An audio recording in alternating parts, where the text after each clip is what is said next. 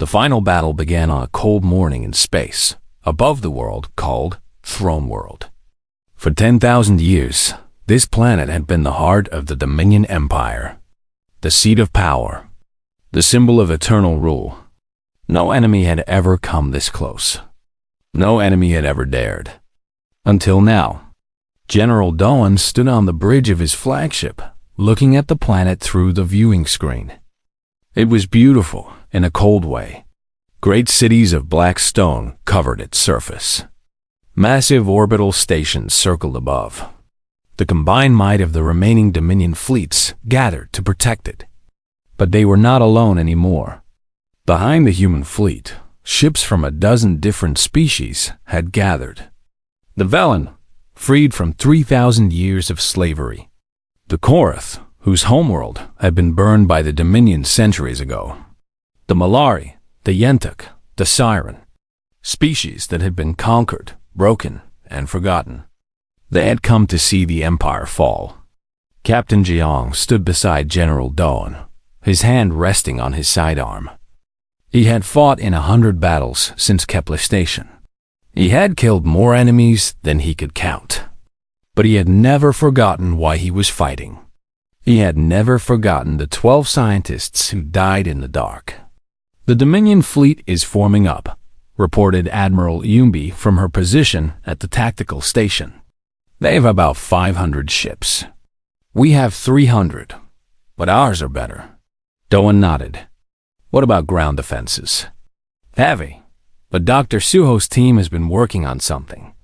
He says it will cut through their shields like paper. Dr. Suho, the young physicist who had survived the massacre. He had become the greatest weapon designer in human history, driven by grief and rage and a promise made to a dead woman. Everything he created was dedicated to her memory. A communication alert flashed on the screen. An incoming message from the planet below. It is High Sovereign Malarix, said the communications officer. He wishes to speak with you. Doan smiled slightly. It was not a pleasant smile. Put him through. The hologram of Malarix appeared before them. He looked older now. The years of war had worn him down. His empire was crumbling. His fleets were broken. His subjects were rising against him. And now the enemy was at his door. General Dawn, Malarix said. His voice was tired. I wish to negotiate. Dawn said nothing. He simply waited. Malarix continued, desperation creeping into his tone. We can end this. Right now. I am prepared to offer terms. Territory. Technology. Whatever you want. We can share the galaxy. There is room enough for both our peoples. Still, Dawn said nothing. Please, Malarix said. The words seemed to hurt him. Think of all the lives that will be lost if this battle continues. Think of the destruction. Is that what you want? Is that what your friend would have wanted? At the mention of Yuna, something flickered in Dohan's eyes. His jaw tightened. His hands gripped the railing in front of him until his knuckles turned white. You dare speak of her? His voice was soft, but everyone on the bridge felt the anger beneath it. You murdered her.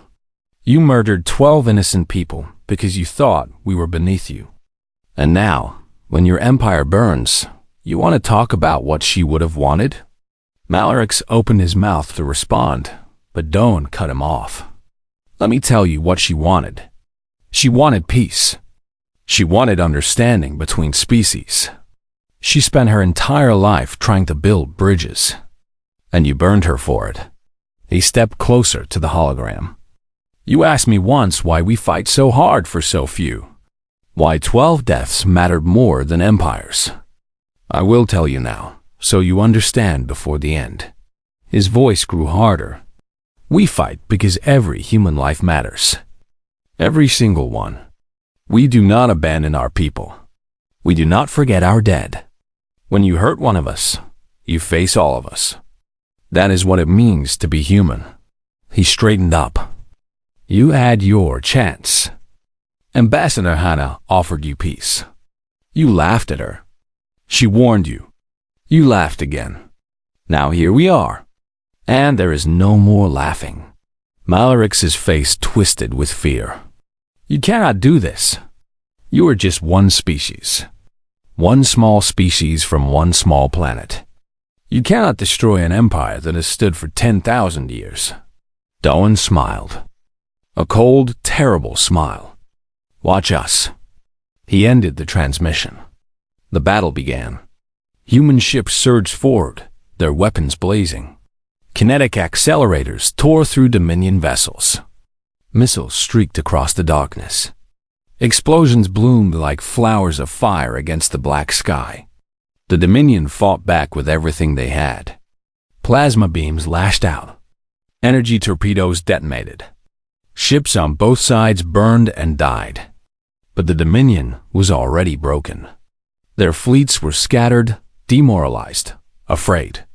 The humans and their allies fought with the fury of species who had been waiting for this moment for centuries. Admiral Yumbi commanded the fleet with cold precision. She saw the patterns, found the weaknesses, directed the killing blows. Every order she gave was another nail in the Dominion's coffin. Captain Jiang led the assault on the orbital stations.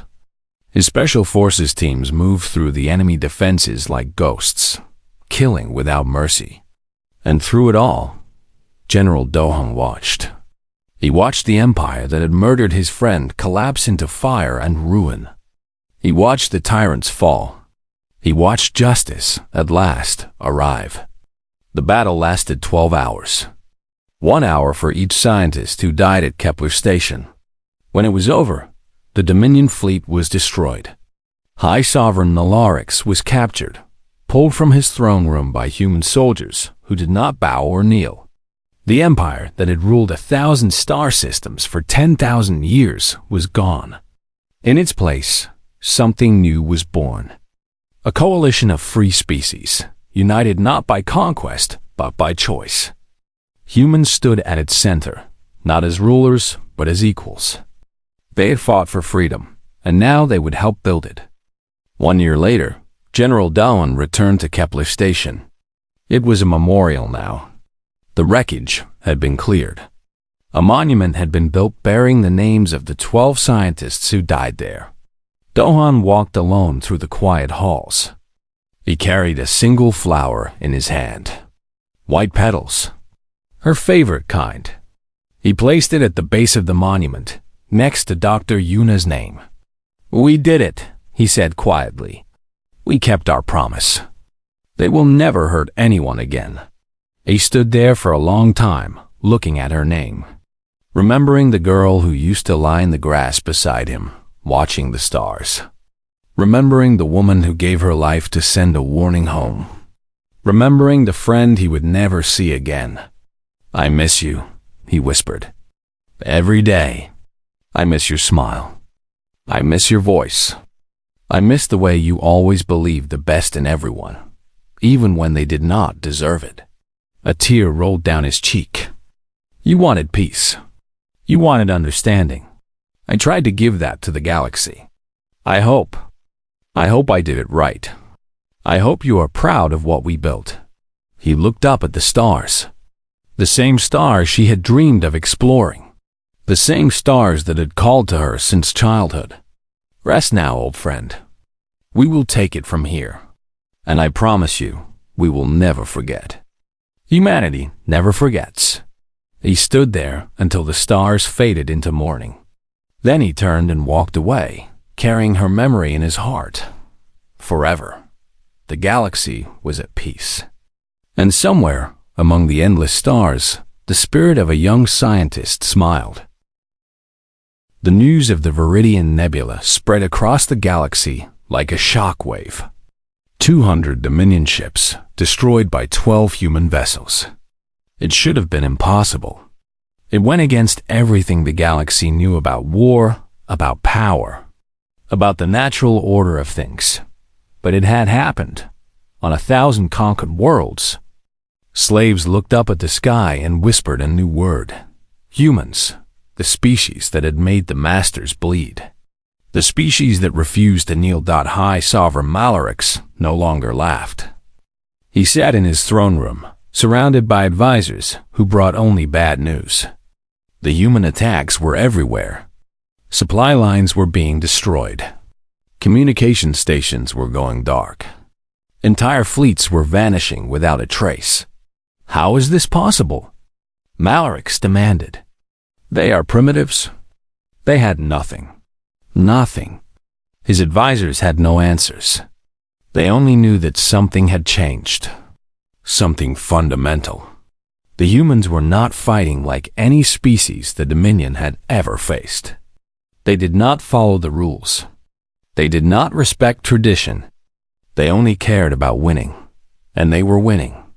Admiral Yumbi led the assault on Corax Prime, the Dominion's most important fortress world.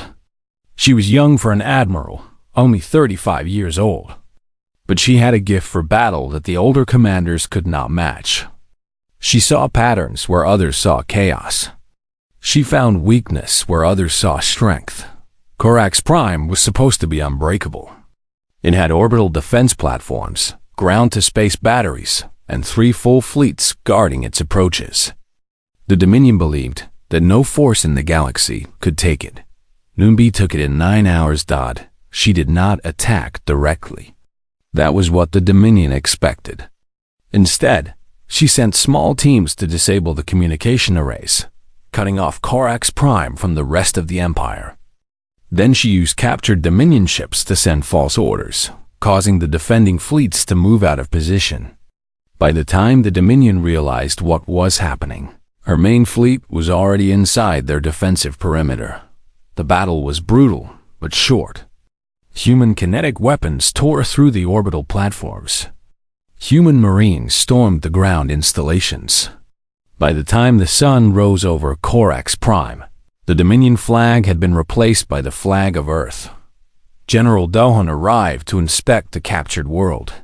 He walked through the ruins of the Dominion Command Center, stepping over the bodies of enemy soldiers. His face was empty. There was no joy in this victory.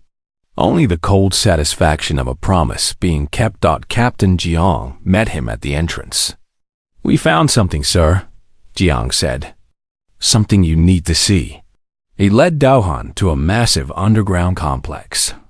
Inside were thousands of beings from dozens of different species. They were thin, dirty, and dressed in rags. Their eyes were hollow. Their bodies were covered in scars. Slaves. The Dominion's workforce. The species they had conquered and broken over 10,000 years. One of them, an old being with gray skin and 4 arms, approached Dohan slowly. He seemed afraid, as if expecting to be struck. Are you the humans?" he asked. His voice was weak. Dohan nodded. "We are." The old being fell to his knees. Tears streamed down his face. "We heard stories. We heard you were fighting the Masters. We thought they were just dreams. Just hope for the hopeless." Dohan knelt down so he could look into the being's eyes. "What is your name?" "Torek. My name is Torek. I am of the Velen people. We were conquered 3,000 years ago. We have been slaves ever since." Dohan placed a hand on Torek's shoulder. "Torek, listen to me. You are not a slave anymore. None of you are. The Dominion's power is breaking, and we are going to break it completely." He stood up and addressed all the freed slaves. "I am General Dohan of Earth. We came here to fight the Dominion. But we did not come just for ourselves. We came for everyone they have hurt. Everyone they have conquered. Everyone they have called inferior." His voice grew stronger. "You have a choice now. You can go home if you still have homes. You can hide and wait for the war to end, or..." He paused. "Or you can fight with us. You can help us destroy the empire that enslaved you. You can make sure that no one ever kneels to them again." For a long moment, there was silence. Then Torek stood up. His old body was bent, his hands were shaking, but his eyes were suddenly bright with something that had been dead for centuries. "I cannot fight," he said. "I am too old. but my grandson can. And his friends. They have been waiting for this day their entire lives. We all have. Across the chamber, voices rose in agreement. Young and old, from a dozen different species, they stepped forward. They were weak and tired and afraid. But they were also angry. Angry at the Dominion for what had been done to them. Angry at themselves for accepting it for so long. General Dohan nodded slowly. Then we fight together. Word of Carax Prime spread even faster than the news of the Viridian Nebula. Humanity was not just fighting the Dominion. They were freeing slaves. They were recruiting allies. They were building an army from the Empire's own victims. Rebellions erupted on 100 worlds. Species that had been conquered for millennia rose up against their masters. The Dominion had to divert fleets to put down the uprisings, weakening their defenses against the human advance. Sovereign Malarix watched his empire crumble and felt something he had never felt before: despair on Earth. A memorial service was held for the fallen of Kepler Station. The 12 scientists who had died. The 12 innocents who had started a war that was reshaping the galaxy. General Dohan stood before the 12 empty caskets. Dr. Yunus was in the center, covered with white flowers. Her favorite kind. He remembered when she used to pick them in the fields near their childhood home. The entire planet was watching. Soldiers stood in formation. Leaders sat in silence. Children held their parents' hands and watched the general who had become a legend. Dohan spoke quietly, but his words carried across the world. 3 years ago, 12 scientists went to the edge of space. They wanted to learn. They wanted to understand. They wanted to build bridges between species that had never met before. He looked at Yuna's casket. They were killed because someone decided they were inferior. Someone decided their lives did not matter. Someone decided that power was more important than peace. His hands clenched into fists. We will not stop. We will not forgive. We will not forget. Not until every species in this galaxy knows that humanity protects its own. Not until every tyrant understands that hurting one of us means facing all of us. He placed a hand on Yuna's casket. We are coming for them, old friend. Just like I promised. We are coming for all of them. Across the galaxy, the Dominion heard these words. And they knew that the end was coming. Not just for a battle. Not just for a war. For their entire empire. The Dominion expected humans to attack with fleets. They expected big battles in open space, where their superior firepower would crush the primitive Earth ships like insects. They waited for the humans to come, but the humans did not come. Not in the way the Dominion expected. Instead, the war began with whispers. Captain Jiang was not a large man. He was quiet, with a calm face and steady hands. Before the war, he had been a special forces operative, trained in the art of silent death. Now he led a team of 12 soldiers on missions that the Dominion would never see coming. Their first target was a Dominion supply station deep in enemy territory. The station received fuel and weapons from the core worlds and sent them to the front lines. Without it, an entire fleet would be stranded. Jiang's team arrived in a tiny ship, barely larger than a shuttle. They flew without lights, without signals, drifting through space like a piece of debris. The Dominion sensors did not even notice them. They landed on the station's outer hull, cut through an airlock, and slipped inside. Sergeant Myrie moved first. She was young, barely 25, but she had the eyes of someone much older. Eyes that had seen death and learned not to fear it. She carried no plasma rifle, no energy weapon. Just a simple knife and a silenced pistol. The Dominion guards never knew what hit them. Within an hour, Jiang's team had placed explosive charges throughout the station. They did not destroy it immediately. That would be too obvious. Instead, they programmed the charges to explode 3 days later, when the station would be full of incoming ships. Then they left, as silently as they had come.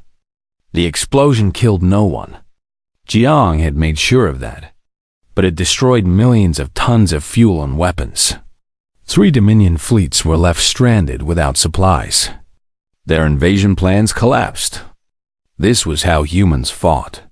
Not with honor, not with glory, with cunning, with patience, with the cold understanding that war was not a game. The Dominion did not understand. Their culture valued strength and open combat. They believed that a true warrior faced his enemy directly, with overwhelming force. The idea of sneaking, hiding, striking from the shadows was shameful to them. They called the humans cowards. But the humans did not care what the Dominion called them. They only cared about winning. Meanwhile, on Earth, a different kind of war was being fought. Dr. Suho had survived the massacre at Kepler Station. He was the only one. His escape pod had drifted for 3 days before a rescue ship found him. When he woke up in a hospital on Earth, the first thing he asked for was access to a laboratory. He had been Dr. Yuna's student. She had taught him everything she knew, and now he would use that knowledge to avenge her. The data that Yuna had sent before her death contained detailed information about Dominion technology. Their weapons, their shields, their engines. For centuries, the Dominion had guarded these secrets carefully. Now, thanks to a dying woman's final act, humanity had them all. Suho worked without sleep. He gathered the brightest scientists on Earth and locked them in a research facility. They studied the Dominion data. They tested theories. They failed 1,000 times. And then they succeeded. Within 6 months, humanity had faster than light travel. The Dominion had taken centuries to develop their FTL drives. Humanity did it in half a year. But they did not stop there. They looked at the Dominion weapons and found them wasteful. Too much energy, too much complexity. So they designed something simpler. They called them kinetic accelerators. They were basically giant railguns that used magnetic fields to fire metal slugs at a fraction of the speed of light. No energy shields could stop them. No armor could withstand them. A single shot could crack a planet. The Dominion thought their technology made them invincible. They did not understand that technology was just a tool. What mattered was the mind that used it. The first major battle happened at the Viridian Nebula. The Dominion sent 200 warships to crush the human rebellion once and for all. Their commander, Admiral Vorax, was a veteran of 100 campaigns. He had never lost a battle. He did not expect to lose this one. Humanity sent 12 ships. Admiral Vorax laughed when he saw the human fleet. 12 vessels against 200. It was not even a fight. It was an execution. He ordered his ships to attack. The human vessels did not run. They did not try to hide. They flew straight toward the Dominion fleet, their engines blazing. Vorax watched them come. These humans were either very brave or very stupid. Either way, they would die in seconds. Then the human ships opened fire. The kinetic accelerators launched their metal slugs at speeds the Dominion had never seen. The projectiles crossed the battlefield in heartbeats, invisible and unstoppable. They punched through Dominion shields like paper. They tore through armor like cloth. Ships that had survived 1,000 battles exploded in clouds of fire and debris. Vorax watched in horror as his fleet was torn apart. He screamed orders into his communicator. Retreat. Fall back. Regroup. But there was no regrouping. The human ships moved through the chaos like predators, picking off the remaining Dominion vessels one by one. They showed no mercy. They asked for no surrender. When the battle ended, 173 Dominion ships had been destroyed. The humans had lost 2. Admiral Vorax's flagship was the last to fall. As the human weapons tore his ship apart, he finally understood. The Dominion had underestimated these humans. They had laughed at them. They had called them primitive. They had been fools. General Dawn stood on the bridge of the human flagship, watching the last Dominion ship burn. His face showed no joy, no satisfaction, only a cold, quiet determination. He opened a communication channel that would broadcast across all Dominion frequencies. This is General Dawn of the United Earth Military. Today, 173 of your ships were destroyed at the Viridian Nebula. Your admiral is dead. Your fleet is broken. He paused. This was for the scientists of Kepler Station, for the 12 innocent people you murdered, for my friend who only wanted peace. His voice grew harder. We're just getting started. Every station you destroy, we will destroy 100 of yours. Every life you take, we will take 1,000. You wanted war with humanity. Now you have it. He ended the transmission. Across the galaxy, the Dominion heard his words. And for the first time in 10,000 years, they felt something they had not felt since before they built their empire. Fear. The news of Kepler Station spread across Earth like fire. People watched the final transmission on their screens. They saw Dr. Yuna's face. They heard her last words. And they felt something stir inside them. Something that had been sleeping for a long time. Anger. Within days, the United Earth government made its decision. For the first time in human history, the entire planet spoke with one voice. They declared war on the Dominion Empire. The galaxy thought it was a joke. On Throne World, the capital of the Dominion, High Sovereign Malaric sat on his ancient throne and laughed. He was old, even by Dominion standards. He had ruled for 300 years. He had crushed rebellions, conquered empires, and burned worlds. The idea that these primitive humans could threaten him was the funniest thing he had heard in decades. Bring me the reports on these humans, he commanded. His advisors hurried to obey. They showed him images of Earth's fleet. Old ships with simple designs. Metal hulls that would crack under a single plasma blast. Weapons that fired solid projectiles instead of energy beams. Technology that the Dominion had abandoned 1,000 years ago. This is their military? Malaric asked. Yes, High Sovereign. This is everything they have. Malaric laughed again. They are children playing with toys. Send a message to Commander Tarek. Tell him he did well at Kepler Station. Tell him to prepare for more cleaning operations. We will wipe out these humans before they become a nuisance. But not everyone in the Dominion was laughing. In the shadows of the great halls, some advisors exchanged worried glances. They had read the old records. They knew that humans had a strange quality that other species did not have. They called it stubbornness, or madness, or something else that had no translation. Those advisors kept their mouths shut. Speaking against the High Sovereign was a quick way to die. Meanwhile, on the other side of the galaxy, Ambassador Hana prepared to face the Galactic Council. Hana was not a soldier. She was a diplomat. She had spent her entire career talking, negotiating, finding peaceful solutions. But as she stood before the mirror in her small ship, adjusting her formal uniform, she knew that peace was no longer possible. She had watched the transmission from Kepler Station. She had seen Yuna smile. She had heard the contempt in Commander Tarek's voice.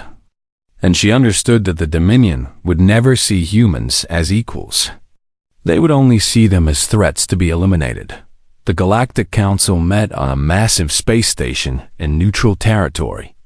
Representatives from 100 species gathered in a great circular chamber.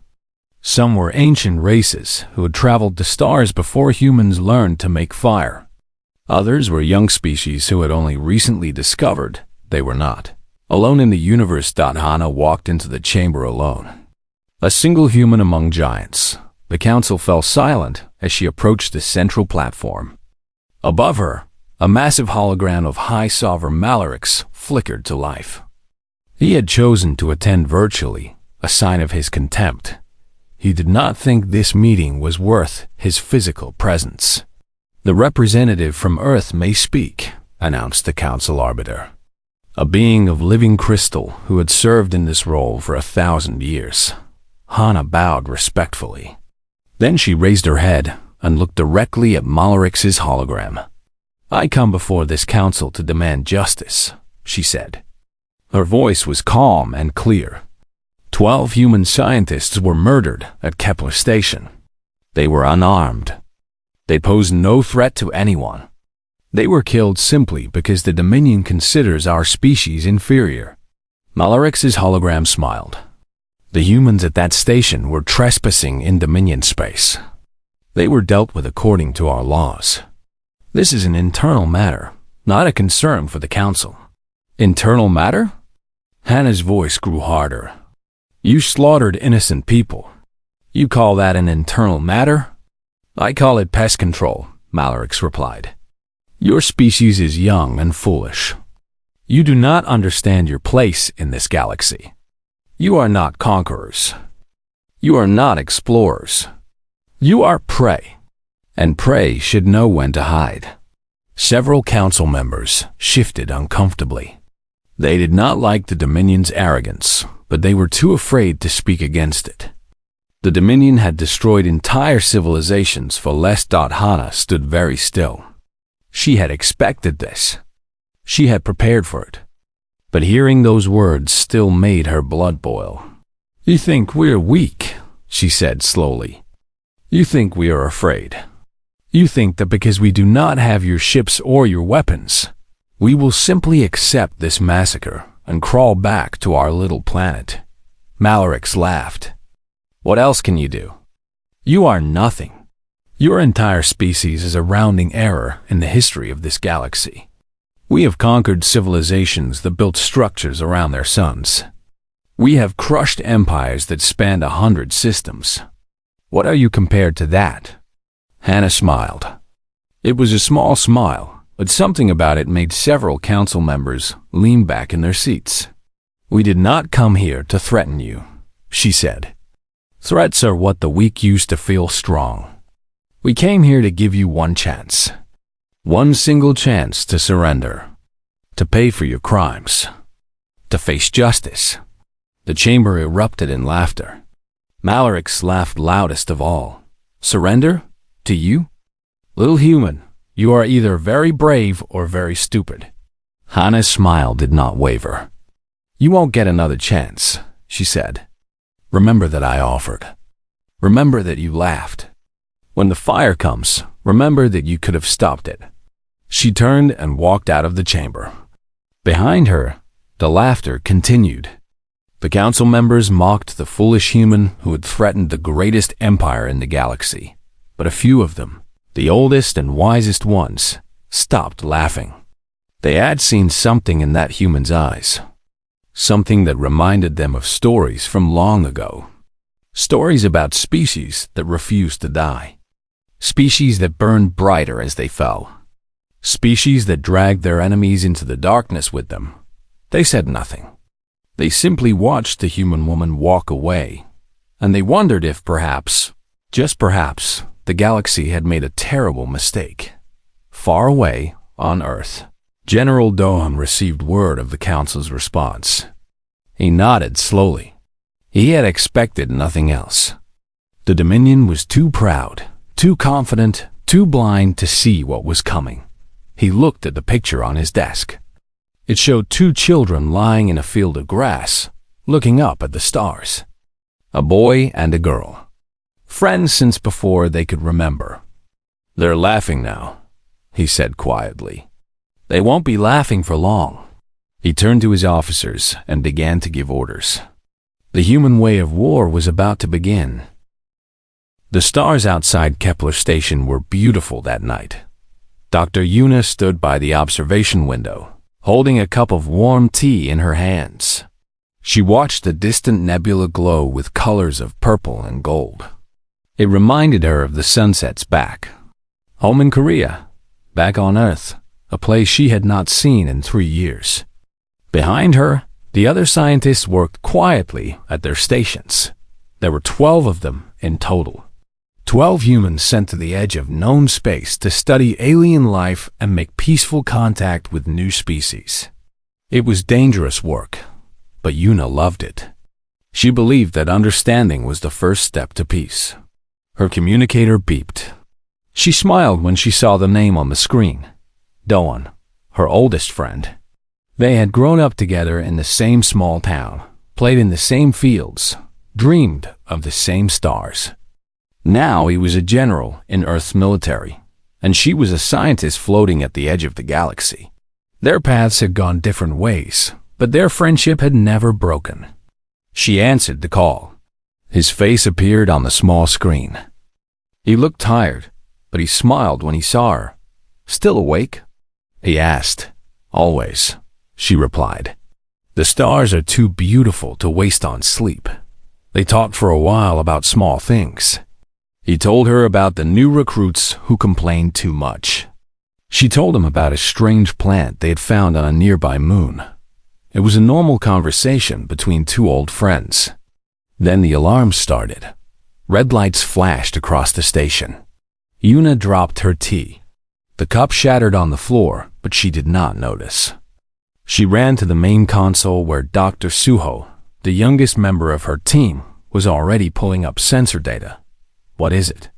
she asked. Suho's face was pale. "Ships, many ships. They just came out of hyperspace." On the screen, Yuna saw them. Dozens of massive warships, their hulls dark and covered with strange symbols. She recognized them immediately. Everyone in the galaxy knew those ships. They belonged to the Dominion. The Dominion was the oldest and most powerful empire in the galaxy. They had ruled 1,000 star systems for 10,000 years. They saw themselves as the masters of all life. And they saw humans as insects. Yuna's hands were shaking, but she forced herself to stay calm. She opened a communication channel to the lead ship. "This is Dr. Yuna of Kepler Station. We are a peaceful research facility.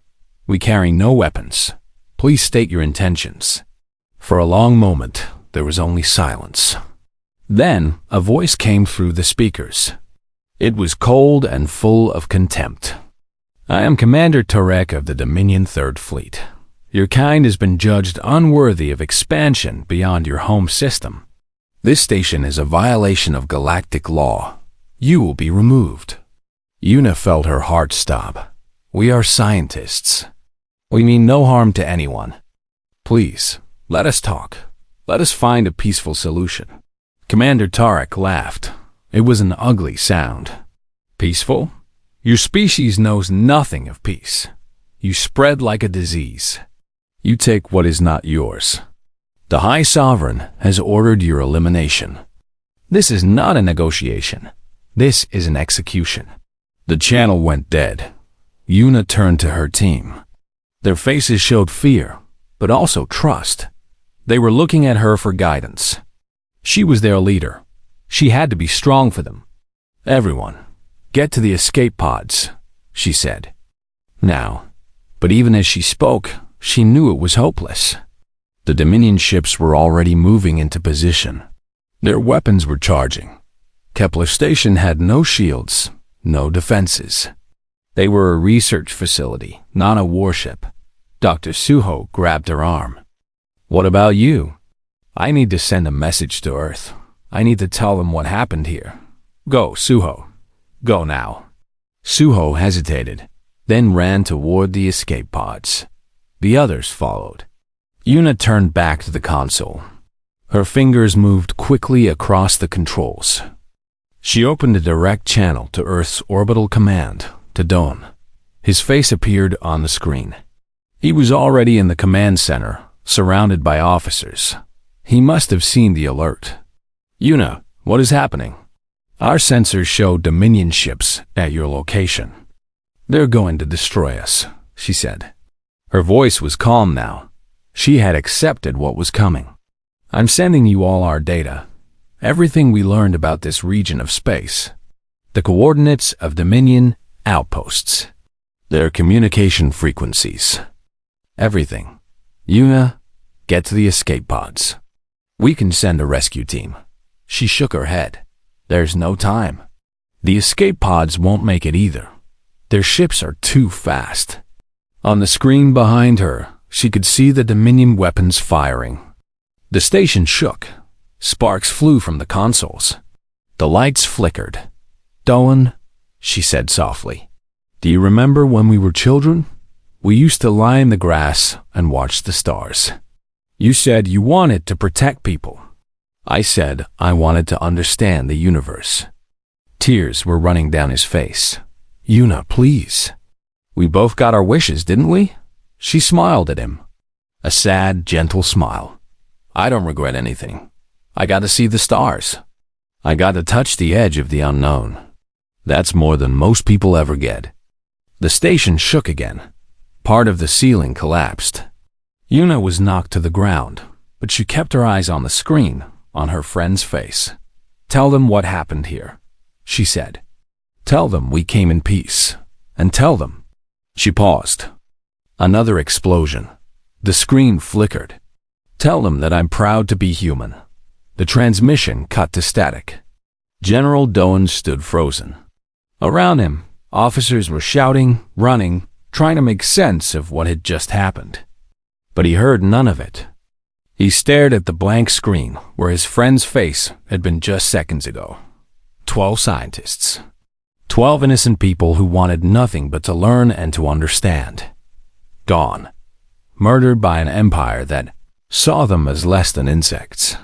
Slowly, Dawn turned to face his officers. They fell silent. They had never seen that look on his face before. It was not anger. It was not sadness. It was something deeper, something older, something that had burned in the hearts of humans since the beginning of time. When he spoke, his voice was quiet, almost gentle. "They murdered my friend first. Now we're coming for them." No one in that room doubted him. No one in that room knew that those words would change the galaxy forever. But they would.